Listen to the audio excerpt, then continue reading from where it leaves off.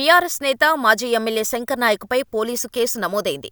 భూకబ్జా వ్యవహారంలో హనుమకొండ సుబేదారి పోలీస్ స్టేషన్లో ఆయనపై కేసు నమోదు చేశారు. వివరాల్లోకి వెళ్తే, నగరంలోని వినాయకనగర్లోని దుర్గాదేవి కాలనీలో 500 గజాల స్థలాన్ని శంకర్ నాయక్ కబ్జా చేసేందుకు యత్నించినట్టు ఆయనపై ఆరోపణలు వచ్చాయి. ఈ స్థలానికి చెందిన యజమానులకు చెందిన కంటైనర్తో పాటు గృహోపకరణ వస్తువులను కూడా దొంగలించిన విషయంలో శంకర్ నాయక్పై పలు సెక్షన్ల కింద కేసు నమోదైంది.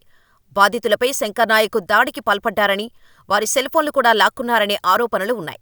శంకర్ నాయక్పై వరుసగా ఫిర్యాదులు అందుతుండటంతో పోలీసులు ఈ విషయాన్ని సీరియస్గా తీసుకుని విచారణ చేపట్టారు. మరోవైపు 2017లో కూడా మహబూబాబాద్లో శంకర్ నాయక్పై కేసు నమోదైంది. అప్పటి జిల్లా కలెక్టర్ ప్రీతి మీనాతో అనుచితంగా ప్రవర్తించారంటూ కేసు నమోదు చేశారు. అయితే ఆయనపై మోపిన అభియోగాలు రుజువు కాకపోవడంతో ప్రజాప్రతినిధుల కోర్టులో కేసు వీగిపోయింది.